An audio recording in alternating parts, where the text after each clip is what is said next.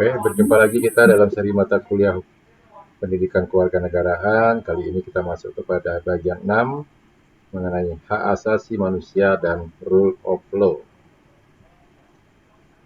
Tujuan dari mata pembelajaran kali ini diharapkan mahasiswa mampu memahami, menjelaskan mengenai hakikat hak asasi manusia serta sejarah perjuangan penegakan hak asasi manusia di dunia. Yang kedua, nanti diharapkan mahasiswa mampu mengemukakan dan menjelaskan tentang konsep dan hakikat rule of law serta ciri-ciri negara yang menganut sistem rule of law. Kita mulai bagian pertama mengenai hak asasi manusia atau disingkat HAM. Nah, pengertian dan hakikat dari HAM. HAM merupakan terjemahan dari human right atau hak manusia ya, Mensenrechten bahasa Belandanya. Nah, hak itu merupakan unsur normatif yang berfungsi sebagai pedoman berperilaku, melindungi kebebasan, kekebalan, serta menjamin adanya peluang bagi manusia dalam menjaga harkat dan martabatnya ya. Jadi kembali lagi, hak itu adalah unsur normatif ya. Nah, asasi diambil dari istilah leges fundamentalis atau hukum dasar, Grondrechten bahasa Belandanya, atau Grundrechte bahasa Jerman, dan basic right bahasa Inggris ya. Nah, tetapi ada perbedaan pengertian basic right dengan human right. Ya, human right merupakan perlindungan terhadap seseorang dari penindasan oleh warga atau negara atau bukan negara, sedangkan basic right merupakan perlindungan seseorang warga negara atau penduduk dari penindasan negara ya. Sehingga dengan demikian human right cakupannya lebih luas dibandingkan dengan basic right ya. Nah, kita lihat definisi HAM dari beberapa ahli. Yang pertama John Locke. Nah, menyatakan HAM adalah hak yang dibawa sejak lahir yang secara kodrati melekat pada setiap manusia dan tidak dapat diganggu-gugat. Jadi sifatnya adalah mutlak. Kemudian Darji Darmodiharjo menyatakan HAM adalah hak dasar atau hak-hak pokok yang dibawa manusia sejak lahir sebagai anugerah Tuhan Yang Maha Esa. Kemudian Kutoro Purba Pranoto menyatakan HAM adalah hak yang bersifat asasi, artinya hak-hak yang dimiliki menurut kodratnya yang tidak dapat dipisahkan dari hakikatnya sehingga sifatnya suci ya. Nah, kemudian kita kutip pengertian HAM menurut Undang-Undang Republik Indonesia Nomor 39 Tahun 99 tentang HAM. HAM merupakan seperangkat hak yang melekat pada hakikat dan keberadaan manusia sebagai makhluk Tuhan Yang Maha Esa dan merupakan anugerahnya yang wajib dihormati, dijunjung tinggi dan dilindungi oleh negara, pemerintah, dan setiap orang demi kehormatan serta perlindungan harkat dan martabat manusia ya. Jadi kalau kita lihat ya definisi HAM dari kesemuanya ini adalah hak yang memang itu sifatnya kodrati, artinya pemberian dari Tuhan Maha Kuasa ya, sehingga memang ada atau dibawa sejak lahir ya, karena ini adalah pemberian Tuhan, tentunya ya semuanya wajib menghormati ya, menjunjung tinggi dan juga dilindungi oleh negara, pemerintah, dan setiap orang ya. Nah, HAM merupakan suatu konsep etika politik modern dengan gagasan pokok penghargaan dan penghormatan terhadap manusia dan kemanusiaan ya, sehingga membawa kepada sebuah tuntutan moral tentang bagaimana seharusnya manusia memperlakukan sesama manusia ya.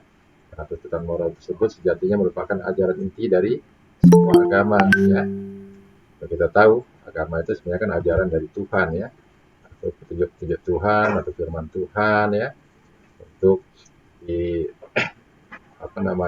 diteladani oleh manusia, dilaksanakan oleh manusia ya, sehingga benar bahwa HAM itu merupakan tuntutan moral ya yang harus dilaksanakan ya dalam rangka suatu penghormatan ya oleh seorang manusia terhadap manusia yang lain dan kemanusiaan ya.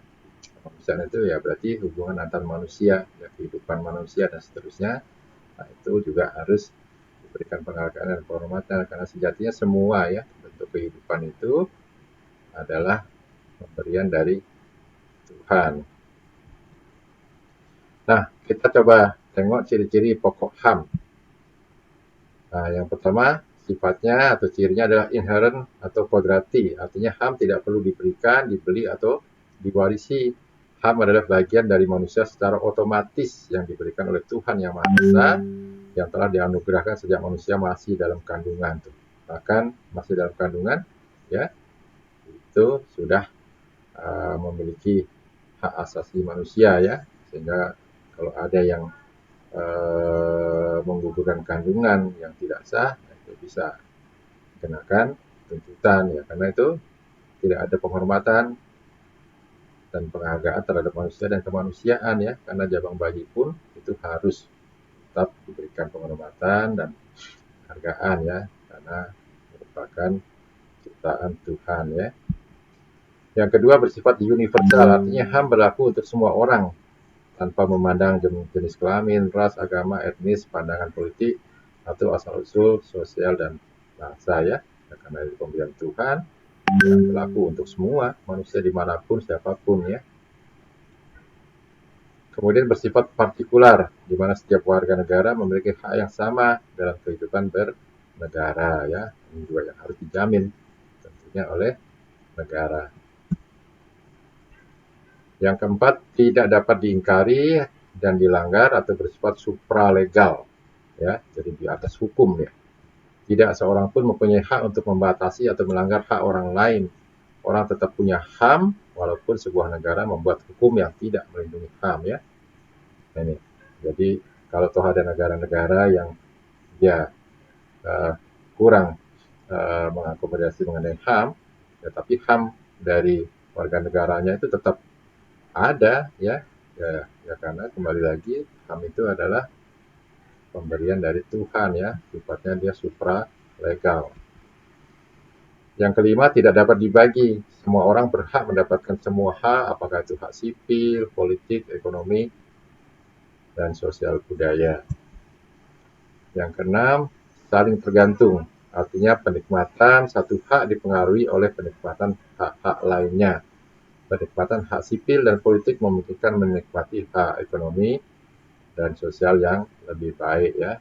Jadi karena banyak hak, nah sifat hak asasi itu saling tergantung, ya, penikmatannya itu dipengaruhi oleh penikmatan hak lainnya. Kemudian transendental, di mana hak itu merupakan sesuatu yang teramat sangat penting sehingga tidak dapat untuk disepelekan, ya. Ya tadi karena sudah supralegal, ya, pemberian Tuhan, ya, tidak boleh kita sepelekan, ya. Jadi sifatnya teramat sangat penting. Nah, kemudian coba kita lihat jejak atau sejarah perkembangan HAM, ya, mungkin sepintas saja saya tampilkan, tetapi ini perlu kita pahami, ya, bahwa perkembangan atau pengakuan HAM itu, ya, melalui proses yang cukup panjang, ya. Nah, HAM muncul karena inisiatif manusia terhadap harga diri dan martabatnya sebagai akibat tindakan sewenang-wenang dari penguasa, penjajahan, perbudakan, ketidakadilan, dan kezaliman, ya, atau tirani. HAM lahir melalui proses yang teramat sangat panjang dalam sejarah peradaban manusia yang mencapai puncaknya melalui deklarasi HAM PBB, ya, yang disebut dengan Universal Declaration of Human Rights pada tanggal 10 Desember tahun 1948. Perkembangan pengakuan HAM ini berjalan secara perlahan dan beraneka ragam sebagai berikut, ya. Kita lihat satu persatu.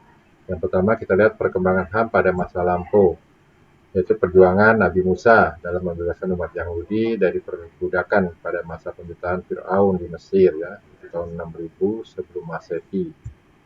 Kemudian piagam Hammurabi di Babilonia yang memberikan keadilan bagi warga negaranya, yaitu tahun 2100 sebelum Masehi, terukir di atas potongan batu, ya, yang telah diratakan dalam huruf paku atau cuneiform.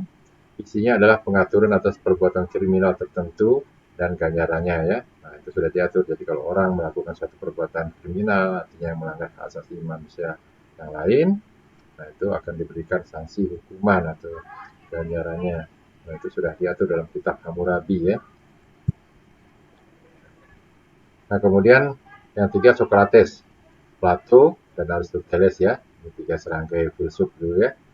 Nah, sebagai filsuf Yunani, peletak dasar diakuinya HAM. Mereka mengajarkan untuk mengkritik pemerintah yang tidak berlandaskan keadilan, cita-cita, dan kebijaksanaan. Plato bahkan mengatakan kepada warga polisnya bahwa kesejahteraan bersama akan tercapai manakala setiap warganya melaksanakan hak dan kewajibannya masing-masing. Ya.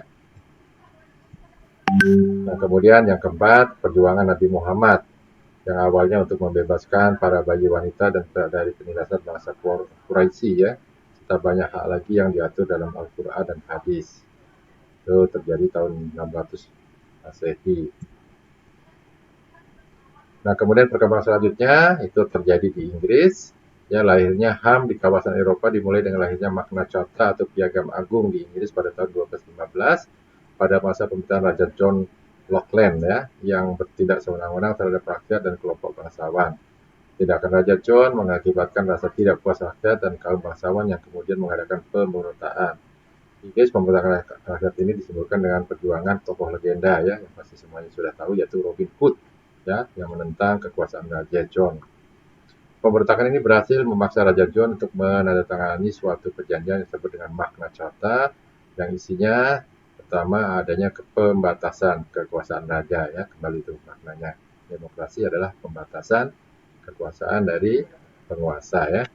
Dan yang kedua, HAM lebih penting daripada kedaulatan raja, ya, karena HAM yang supralegal itu adalah pemberian Tuhan, lebih penting daripada sekedar kedudukan seorang raja.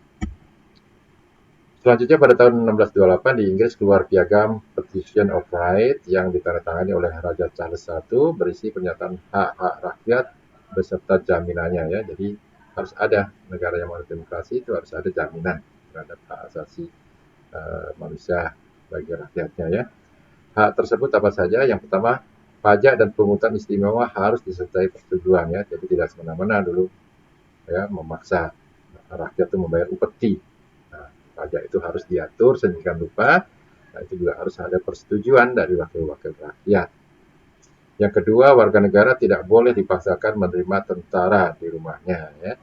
Yang ketiga, tentara tidak boleh menggunakan hukum perang dalam keadaan damai, ya. Jadi ada pembatasan penggunaan kekerasan, ya. Itu salah satu ciri negara demokrasi yang melaksanakan HAM. Nah, kemudian tahun 1679 muncul Habeas Corpus Act yang merupakan undang-undang yang mengatur tentang penahanan seseorang. Isinya seseorang yang ditahan itu harus segera diperiksa dalam waktu 2 hari setelah penahanan, ya. Kalau dulu kita lihat, ya, penguasaan sewenang-wenang, seenak-enaknya juga dulu penguasa menahan, ya. Nahan tanpa alasannya jelas, nggak diperiksa, nggak jelas jadi. Nah, kemudian boleh ditangkap orang tapi harus dibuktikan itu, ya, bersalah atau tidak. Nah, itu kalau toh ditahan harus paling lama itu selesai diperiksa dalam waktu 2 hari atau 2 kali 24 jam. Dan yang kedua, alasan penahanan seseorang harus disertai bukti yang sah menurut hukum, ya. Jadi tidak boleh sewenang-wenang menahan orang, itu harus bisa dibuktikan bahwa seseorang itu memang melanggar suatu ketentuan hukum atau kesepakatan yang sudah dibuat secara bersama, ya. Nah, tahun 1689 keluar Bill of Rights yang merupakan undang-undang yang diterima Parlemen Inggris dan ditangani oleh Raja William III sebagai hasil dari pergolakan politik yang sangat dahsyat selama 60 tahun yang disebut dengan The Glorious Revolution, ya. Nah, ini antara lain berisi satu, kebebasan dalam pemilihan anggota parlemen, ya. Itu salah satu sarana demokrasi. HAM adalah pemilihan, ya, hak untuk memilih atau pemilu. Nah, memilih anggota parlemen sebagai perwakilan rakyat. Yang kedua, kebebasan berbicara dan mengeluarkan pendapat. Nah, ini darah demokrasi, ya. Yang ketiga, pajak, undang-undang, dan pembentukan tentara tetap harus seizin parlemen. 4, hak warga negara untuk memeluk agama dan kepercayaan masing-masing, ya. Ini di Inggris dari 1989, ya, di Bill of Rights sudah diatur kebebasan untuk memeluk agama dan kepercayaannya. Dan yang kelima, parlemen berhak untuk mengubah keputusan raja, ya. Jadi keputusan raja itu bukan sifatnya mutlak. Nah, parlemen sebagai wakil rakyat itu boleh melakukan pengawasan, kemudian berubah kalau keputusan raja itu ternyata ya bertentangan dengan hak asasi manusia. Nah, kemudian kita lihat perkembangan HAM di Amerika Serikat. Perjuangan penegakan HAM di Amerika Serikat didasarkan pemikiran John Locke tentang hak-hak alam seperti hak hidup, kemudian kebebasan atau liberty, kemudian hak milik atau properti ya. Jadi ada 3 hak hidup, life, kebebasan, liberty, dan hak milik properti ya. Nah, John Locke berpendapat bahwa manusia tidaklah secara absolut menyerahkan hak-hak individunya kepada penguasa. Hak yang diserahkan pada penguasa adalah hak yang berkaitan dengan perjanjian tentang negara. Sementara hak lainnya tetap berada pada individu masing-masing ya. Jadi tidak semuanya ya. Nah, itu ada beberapa yang memang kita serahkan untuk pengaturan eh, penyelenggaraan kehidupan berbangsa dan bernegara ya. Tapi tidak semua hak sifatnya pribadi tetap melekat pada diri warga negara. Nah, dasar pemikiran John Locke ini kemudian dijadikan landasan bagi pengakuan HAM yang terlihat dalam Declaration of Independence of the United States ya pada tanggal 4 Juli 1776. Nah, perjuangan HAM di perjuangan HAM di Amerika Serikat disebabkan karena rakyat Amerika Serikat atau imigran Eropa merasa tertindas oleh pemerintahan Inggris sebagai negara penjajah, menyebabkan rakyat Amerika Serikat berontak dan di bawah pimpinan George Washington, Amerika Serikat memerdekakan diri dari Inggris pada tanggal 4 Juli tahun 1775 dan deklarasi kemerdekaan mereka dimasukkan ke dalam konstitusinya pada tahun 1787 serta mulai berlaku pada tanggal 4 Maret tahun 1789 ya. Nah, kita lihat ya dulu sejarahnya benua Amerika atau Amerika Serikat ya. Nah, itu ditemukan oleh Columbus ya dari Inggris, kemudian justru jadi negara jajahan dari Inggris ya, walaupun kemudian banyak masuk imigran dari Eropa ya, terutama dari Prancis dan sebagainya ya. Jadi kita lihat dulu sering sekali terjadi perang ya antara tentara Inggris dengan para imigran ya, termasuk imigran yang berasal dari Afrika dan sebagainya ya. Nah, dalam Deklarasi Kemerdekaan Amerika Serikat dinyatakan bahwa seluruh umat manusia itu dikaruniai oleh Tuhan Yang Maha Esa beberapa hak yang tetap melekat padanya. Nah, Deklarasi Kemerdekaan Amerika Serikat menumbangkan kolonialisme dengan prinsip satu, manusia itu dilahirkan sama, ya. Sama, manusia itu adalah ciptaan Tuhan sama, ya. Hakikatnya sama, kodratnya sama. Yang kedua, Tuhan pencipta alam semesta menganugerahkan kepada manusia beberapa hak yang tidak dapat dirampas daripadanya, yaitu hak hidup, ya, life, hak merdeka, freedom, dan hak mengejar kebahagiaan atau happiness-nya. Nah, kemudian kita lihat perkembangan HAM di Prancis. Perjuangan HAM di Prancis sudah dimulai sejak zaman Rousseau ya, dan memuncak dalam Revolusi Prancis yang berhasil menetapkan hak-hak asasi manusia yang dirumuskan dalam suatu naskah Declaration des Droits et Hommes et du Citoyen, ya, pernyataan mengenai hak-hak asasi manusia dan warga negara ya, citizen, yang ditetapkan oleh Assembly Nasional ya, jadi Dewan Nasional pada tanggal 24 Agustus tahun 1789. Naskah ini keluar sebagai reaksi atas ketidakpuasan kaum Borgis dan rakyat terhadap kesewenang-wenangan Raja Louis XIV pada awal Revolusi Prancis tahun 1789. Deklarasi ini menyatakan bahwa HAM adalah hak alamiah yang dimiliki manusia menurut kodratnya yang tidak dapat dipisahkan daripada hakikatnya ya. Kodratnya ya kita makhluk ciptaan Tuhan ya, tidak bisa dilepaskan dari hakikat sebagai manusia, dan itu memang pemberian Tuhan yang ada bahkan sejak dalam kandungan ya. Nah, Deklarasi Prancis juga menjebol feodalisme dan menjamin tumbuhnya demokrasi maupun negara hukum.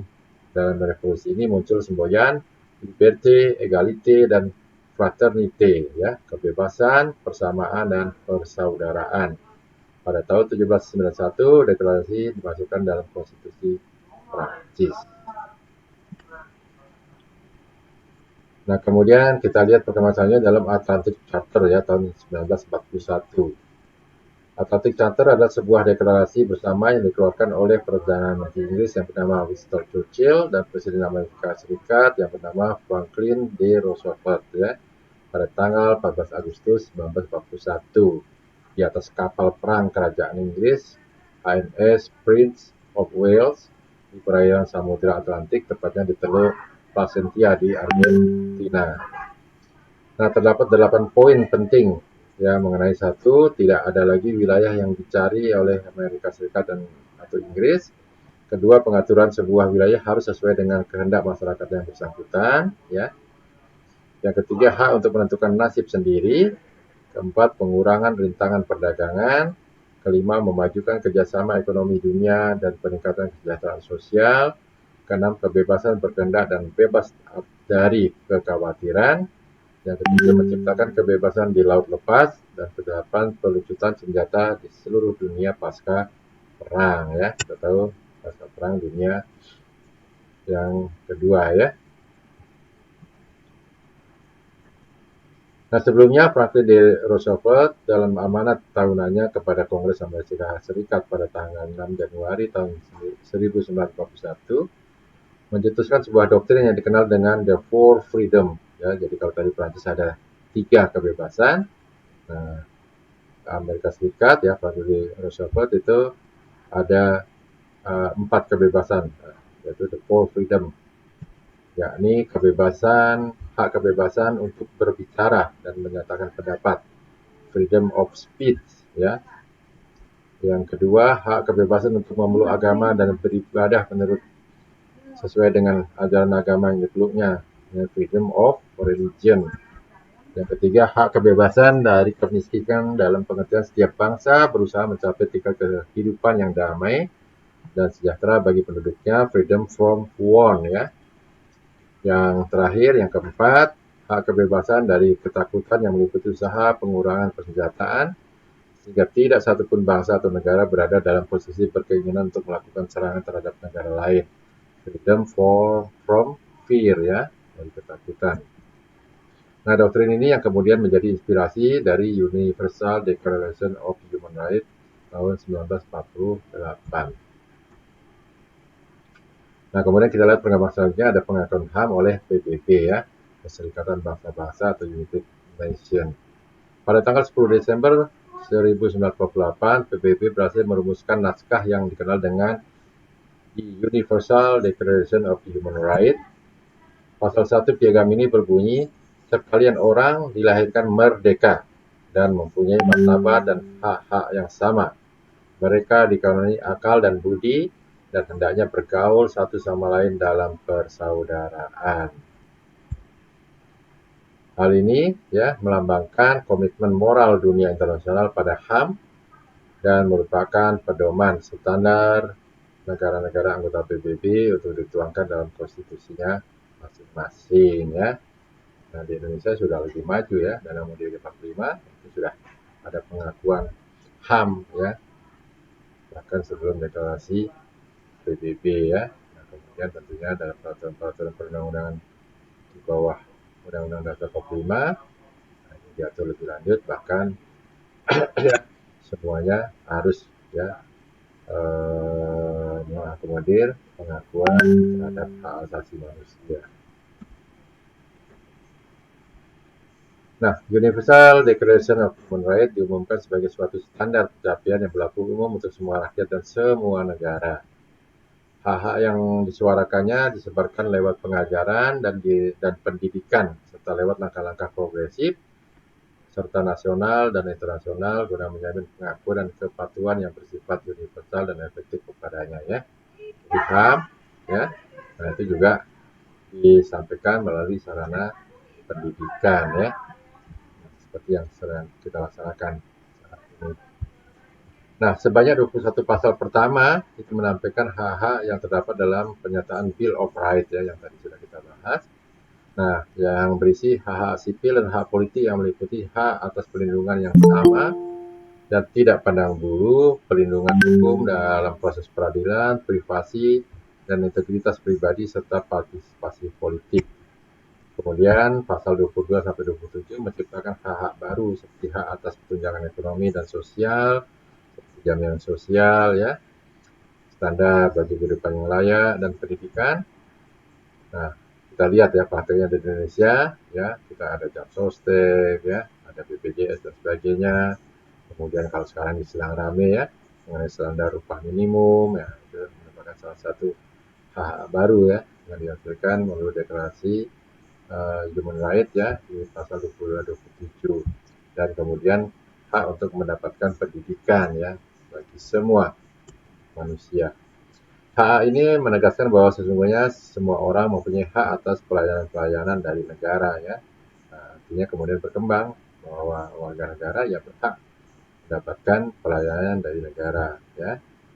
Yang dulu sudah kita bahas, sebenarnya ada hak dan kewajiban dari negara ya untuk memenuhi hak manusia dan sebaliknya juga ya, warga negara mempunyai kewajiban tentunya untuk apa yang harus dilakukan untuk negaranya ya.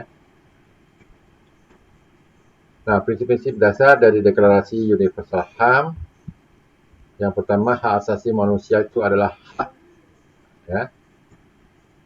Hak ini dianggap bersifat universal. HAM dianggap ada dengan sendirinya dan tidak bergantung ya, sebagai kodrat. HAM dipandang sebagai norma-norma yang penting. Yang kelima, hak ini mengimplikasikan kewajiban bagi individu maupun pemerintah ya. Jadi ada hak, ada juga kewajiban. Nah, doktrin tentang HAM sedunia ini sekarang telah diterima secara universal sebagai a moral, political, legal framework and as a guideline ya, dalam membangun dunia yang lebih damai dan bebas dari ketakutan, penindasan serta perlakuan yang tidak adil.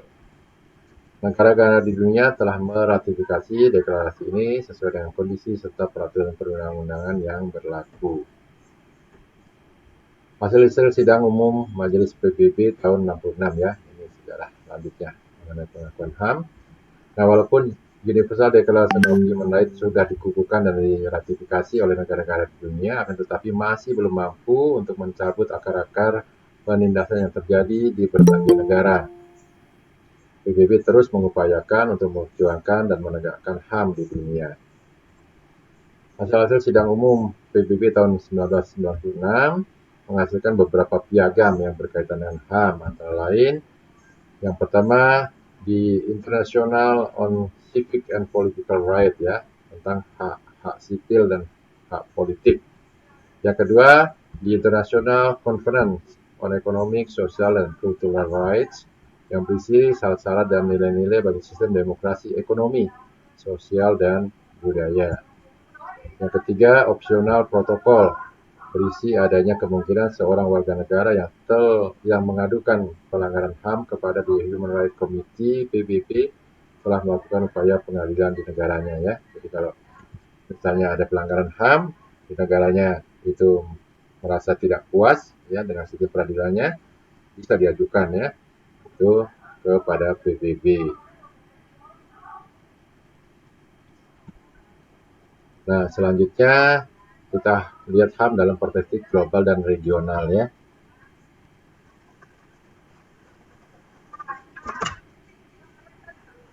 Dalam perspektif global, HAM merupakan isu yang universal bersamaan dengan isu-isu lainnya seperti demokrasi, ya, lingkungan hidup, dan terorisme.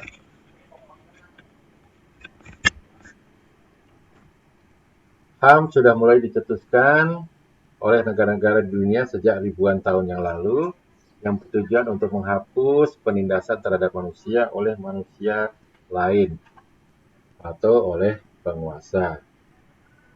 Akan tetapi dalam perkembangannya masih saja ya terdapat pelanggaran-pelanggaran HAM.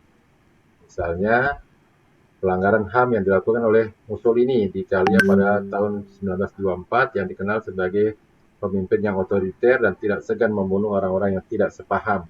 Hal ini mencetuskan terjadinya Perang Dunia Kedua. Ia berkoalisi dengan Adolf Hitler ya dari Jerman melawan Sekutu. Nah, contoh yang lainnya, pelanggaran yang dilakukan oleh Adolf Hitler di Jerman pada periode 1930. Ia banyak melakukan kejahatan kemanusiaan, seperti menangkap tokoh-tokoh politik yang menentangnya dan melakukan pembasmian pada orang-orang Yahudi. pelanggaran HAM yang dilakukan Israel terhadap Palestina, ya, dalam rangka menekan terjadinya tindakan pelanggaran HAM, maka negara-negara di dunia sepakat memperjuangkan HAM dengan mengadakan deklarasi tentang perlindungan HAM dan mencapai puncaknya dengan ditetapkannya deklarasi HAM sedunia yang disebut dengan Universal Declaration of Human Rights pada 1948 oleh PBB, ya, seperti yang tadi sudah kita bahas. Nah, dalam perspektif regional, perjuangan HAM di Indonesia dimulai dari sidang BPUPKI dan PPKI pada saat menyusun Undang-Undang Dasar 1945 yang membicarakan tentang hak-hak dasar manusia sehingga menetapkan 37 pasal dalam Undang-Undang Dasar 1945. Di antara beberapa pasal dalam Undang-Undang Dasar 1945 itu mengatur tentang hak asasi manusia yang harus dilindungi seperti hak untuk hidup yang layak, hak berpendidikan, hak mendapatkan pekerjaan yang layak, hak memeluk agama, dan lain sebagainya. Walaupun demikian, dalam perkembangan kasus pelanggaran HAM yang tetap saja itu ada terjadi di Indonesia. Ya, contohnya pelanggaran HAM yang dilakukan oleh gerakan G30 SPKI, kemudian kasus pembunuhan Munir, ya, kita tahu seorang aktivis, ya, yang membunuh pesawat Garuda, ya. Kemudian peristiwa pembunuhan aktivis buruh wanita Marsinah, ya, di Surabaya. Kemudian di kasus penembakan mahasiswa Trisakti, ya, yang kemudian melahirkan gerakan reformasi. Pada prinsipnya, baik secara global maupun regional dalam rangka penegakan dan melindungi HAM sesuai prinsip negara hukum yang demokratis, maka pelaksanaan HAM harus dijamin, diatur, dilindungi, dan dituangkan dalam peraturan perundang-undangan. Jadi dalam menjalankan hak dan kebebasannya, setiap orang wajib tunduk terhadap A. Pembatasan dan ditetapkan oleh undang-undang, kemudian B. Pengakuan dan kebebasan orang lain dan nilai-nilai agama, ketertiban, keamanan umum dalam masyarakat yang demokratis. Ketentukan inilah yang akan menciptakan ketertiban dan keteraturan serta menciptakan keseimbangan antara pelaksanaan hak dan kewajiban, ya. Jadi ada pembatasan-pembatasan, ya, terhadap pelaksanaan HAM itu sendiri. Nah, satu lagi upaya yang sangat membutuhkan perlindungan terhadap pelanggaran HAM adalah melalui peradilan. Peradilan yang kuat akan memberikan perlindungan yang baik terhadap HAM dan berdampak positif terhadap tindakan-tindakan yang menjurus pada pelanggaran HAM, ya. Nah, pengadilan HAM di Indonesia, nah, itu diatur dalam Undang-Undang Nomor 26 Tahun 2000. Undang-Undang Nomor 26 Tahun 2000 tentang peradilan HAM menyatakan bahwa pengadilan HAM merupakan pengadilan khusus, ya, yang berada di lingkungan peradilan umum di daerah kabupaten atau daerah kota yang daerah hukumnya meliputi pengadilan negeri yang bersangkutan. Pengadilan HAM bertugas dan berwenang memeriksa dan memutus perkara pelanggaran HAM yang berat, meliputi kejahatan genosida dan kejahatan terhadap kemanusiaan, ya. Jadi Indonesia sudah punya pengadilan HAM, ya. Nah, kita masuk ke bagian yang berikutnya, rule of law, ya. Kalau kita bicara HAM, nah tentunya ya tadi salah satunya kita harus tunduk, ya, harus patuh, ya, pada hukum, ya. Walaupun kita punya hak asasi manusia, tapi harus memperhatikan hak orang lain dan juga ketentuan hukum yang berlaku, ya. Nah, kita lihat konsep dan hakikat rule of law. Rule of law dapat diartikan sebagai aturan atau rule dan hukum atau law. Jadi konsep rule of law dikaitkan dengan negara-negara yang dalam tata pemerintahannya menggunakan aturan hukum untuk menjaga ketertiban masyarakat yang tertuang dalam konstitusinya. Friedman membedakan pengertian rule of law menjadi dua, yaitu pengertian secara formal, in the formal sense, dan pengertian secara hakiki atau material yang disebut dengan ideological sense. Nah, secara formal, rule of law diartikan sebagai kekuasaan umum yang terorganisir, ya, organized public power, ya, misalnya adalah negara. Sedangkan secara hakiki, rule of law terkait dengan penegakan rule of law, ya, karena menyangkut aturan hukum yang baik dan buruk. Just and just law, jadi aturan hukumnya, ya. Nah, kemudian rule of law berkaitan dengan keadilan, sehingga rule of law harus menjamin keadilan yang dirasakan oleh masyarakat atau bangsa. Rule of law merupakan suatu legalisme, ya, legalisme sehingga mengandung gagasan bahwa keadilan dapat dilayani melalui pembuatan sistem peraturan dan prosedur yang bersifat objektif, yang tidak memihak, tidak personal, dan sifatnya otonom. Rule of law merupakan doktrin dalam hukum yang muncul pada abad ke-19 bersamaan dengan kelahiran negara konstitusi dan demokrasi, sehingga sebagai reaksi dan koreksi terhadap negara absolut yang berkembang sebelumnya. Rule of law merupakan konsep tentang common law, di mana segenap lapisan masyarakat dan negara beserta seluruh kelembagaannya menjunjung tinggi supremasi hukum yang dibangun di atas prinsip keadilan dan egalitarian. Rule of law adalah rule by the law, ya, bukan rule by the man, ya. Sekali lagi, rule of law adalah rule by the law, bukan rule by the man. Yang lahir mengambil alih dominasi yang dimiliki oleh kaum gereja, ningrat, dan kerajaan, menggeser negara kerajaan dan memunculkan negara konstitusi. Dari mana doktrin rule of law ini adalah lahir, ya. Kita tahu konstitusi itu adalah perjanjian sebenarnya yang dibuat oleh rakyat, ya. Ada tidaknya rule of law dalam suatu negara tentukan oleh kenyataan apakah rakyatnya benar-benar menikmati keadilan dalam arti perlakuan yang adil baik sesama warga negara maupun dari pemerintah, ya. Jadi gampang lihatnya di ujungnya, kalau keadilan itu dirasakan oleh masyarakat, berarti negara yang bersangkutan itu dalam kenyataannya, ya, itu pasti menjalankan rule of law, ya. Sehingga kalau kita lihat di Indonesia, ya, falsafah bangsa Indonesia, Pancasila, nah itu sila kelima, ya, keadilan sosial bagi seluruh rakyat Indonesia. Itu menjadi tujuan. Nah, itu kita lihat tercapai nggak keadilan itu. Kalau tercapai, dan dalam kenyataannya Indonesia adalah negara yang menganut sistem rule of law, ya, negara demokrasi. Rule of law oleh sebagian besar pakar disamakan dengan konsep negara hukum atau Rechtsstaat. Istilah negara hukum secara terminologis terjemahan dari kata Rechtsstaat atau rule of law. Para ahli hukum di daratan Eropa Barat atau Eropa kontinental masih menggunakan istilah Rechtsstaat, sementara tradisi Anglo-Saxon itu menggunakan istilah rule of law, ya. Jadi di Eropa, nah itu memang lebih menggunakan istilah Rechtsstaat, ya.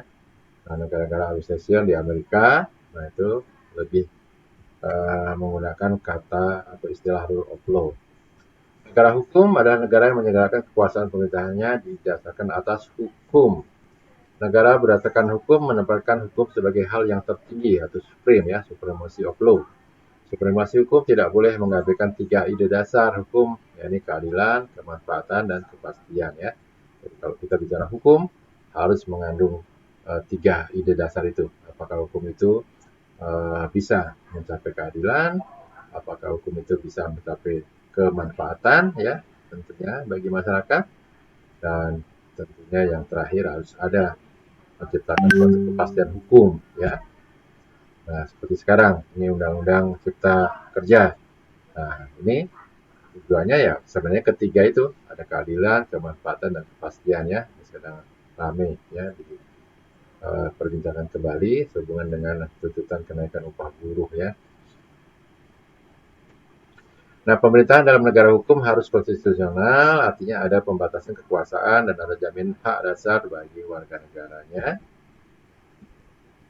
Nah, kemudian kita lihat prinsip-prinsip rule of law. Ya, konsep rule of law tidak bisa dipisahkan dari konsep negara hukum. Namun demikian, negara yang menganut sistem rule of law harus memiliki prinsip yang jelas.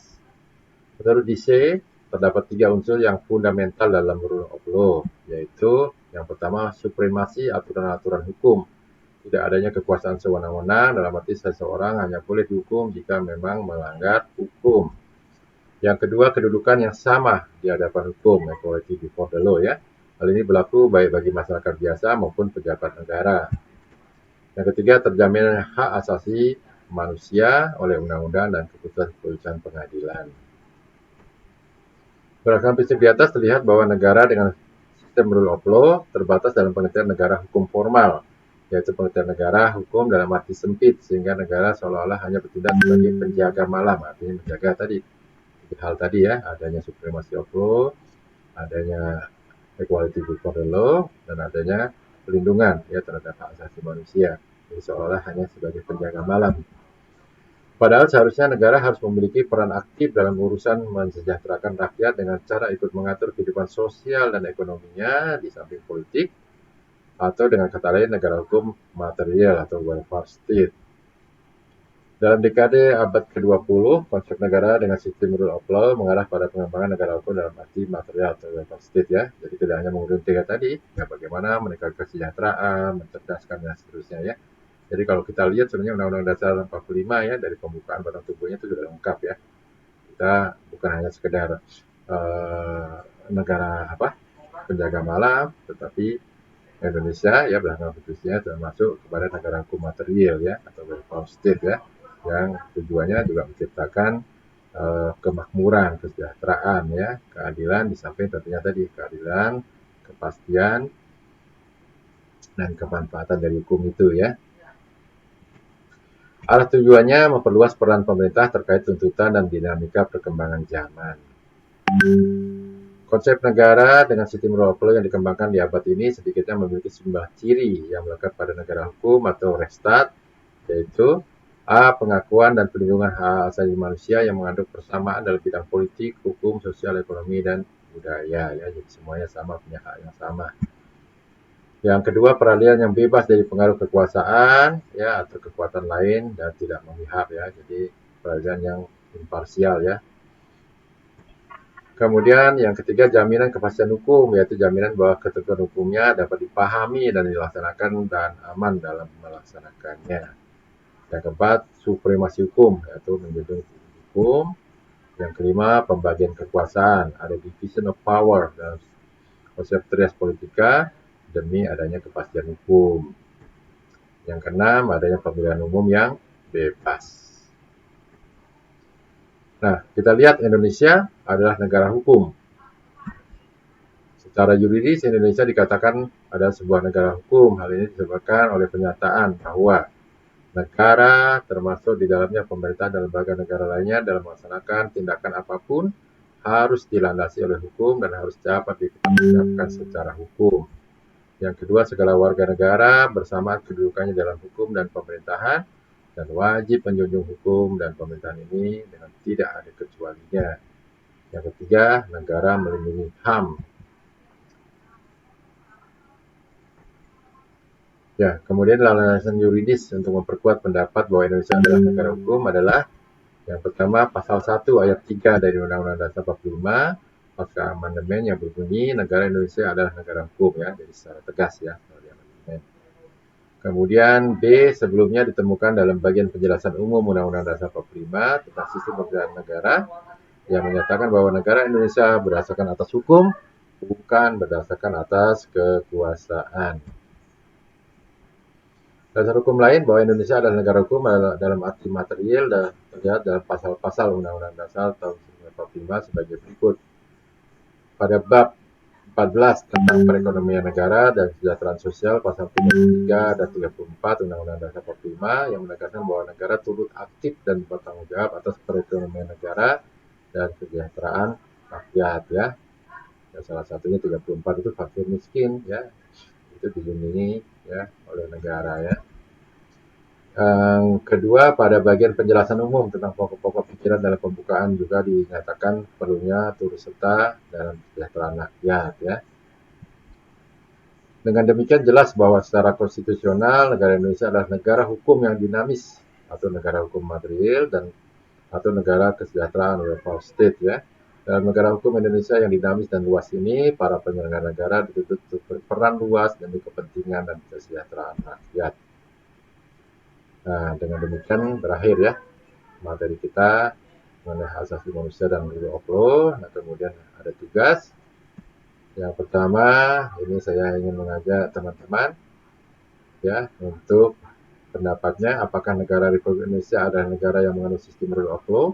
Coba uraikan dan jelaskan ya, dan lebih lengkap, lebih rinci lagi. Kemudian yang kedua, bagaimana realitas penegakan HAM di negara Indonesia? Nah, itu silahkan diamati. Nah, bagaimana realitasnya penegakan HAM di Indonesia?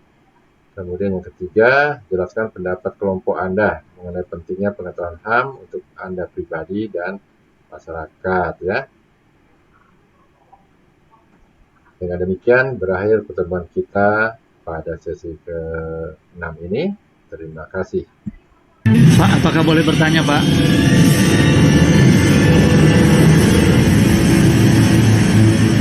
Pak Wayan, apakah boleh